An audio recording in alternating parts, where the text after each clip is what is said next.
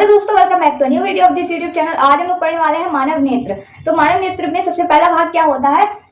दृढ़ पटल। ठीक है, तो दृढ़ पटल क्या होता है? सबसे पहला भाग जो होता है, सबसे ऊपरी भाग वो होता है। तो मनुष्य का नेत्र एक खोखले गोले के समान होता है। यह बाहर से जिस दृढ़ परत से ढका होता है उसको कहते हैं दृढ़ पटल। ठीक, पहला पॉइंट ये हो गया। दूसरा होता है रक्तक पटल। रक्तक पटल क्या होती है? दृढ़ पटल के भीतरी भाग को रक्तक पटल कहते हैं, या ऐसे भी लिख सकते हैं दृढ़ पटल के भीतरी भाग में रक्तक पटल पाई जाती है। ठीक, उसके बाद में तीसरा क्या है? दृढ़ पटल के सामने उभरा हुआ भाग कॉर्निया कहलाता है। ठीक है, तीसरा भाग होता है हमारा कॉर्निया, जो भाग उभरा हुआ होता है लेकिन वो पारदर्शी होता है। उसके बाद में आता है परितारिका या आइरिस। ठीक, अब ये क्या चीज होती है? जो पुतली होती है हमारी, जो कलर्ड होती है, उस चीज को कहते हैं परितारिका या आइरिस। यहाँ पर लिख भी रखा है, कॉर्निया के पीछे का रंगीन पर्दा आइरिस कहलाता है।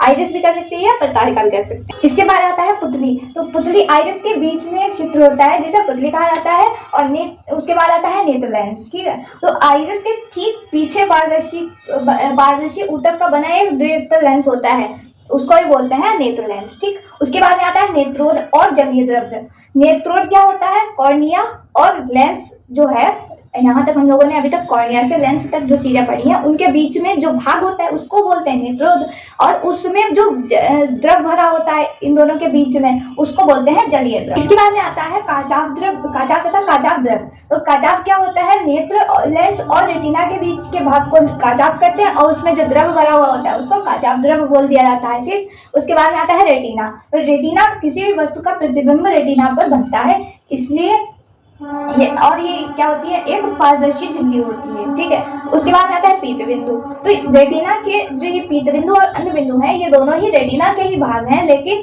पीत बिंदु वो चीज होती है जहां पर स्पष्ट दिखाई देता है। बिल्कुल जो भी चीजें हम लोग देखते हैं वहां पर प्रकाश पड़ता है और अच्छे से दिखाई देता है। लेकिन अंध बिंदु क्या होता है? रेटिना का वो भाग होता है जहां पर प्रकाश का कोई प्रभाव नहीं पड़ता है, और यहाँ पर जब प्रकाश का प्रभाव नहीं पड़ता है इसलिए कोई भी चीज दिखाई नहीं देती, इसलिए इसको अंध बिंदु कहते हैं। हमारा नेत्र जो होता है, सबसे पहले सामने रखी वस्तु से आने वाली जो किरणें होती हैं वो सबसे पहले कॉर्निया पर पड़ेंगी। उसके बाद में जो लाइन से हमने जो पार्ट लिखवा रखे थे, जितने भी भाग लिखवाए हैं मानव नेत्र के, वो सब से होकर गुजरेंगी वो किरणें। ठीक है, और फिर कहाँ पर पड़ेंगी? रेटिना पर पड़ेंगी। ठीक, और इसके बाद में उस वस्तु का स्पष्ट प्रतिबिंब बनेगा। कहाँ पर? पीत बिंदु पर बनेगा, क्योंकि वहीं पर जब पड़ता है तभी अच्छे से बनता है प्रतिबिंब। ठीक है, और तो वहां पर स्पष्ट प्रतिबिंब बनता है और हमें दिखाई पड़ता है। ठीक है, तो ये थे मानव नेत्र के भाग और नेत्र का कार्य। उम्मीद करते हैं आपको समझ में आ गया होगा। वीडियो अच्छी लगे तो लाइक कीजिएगा, चैनल को सब्सक्राइब कीजिएगा। फिर मिलते हैं एक और नए वीडियो के साथ, तब तक के लिए धन्यवाद।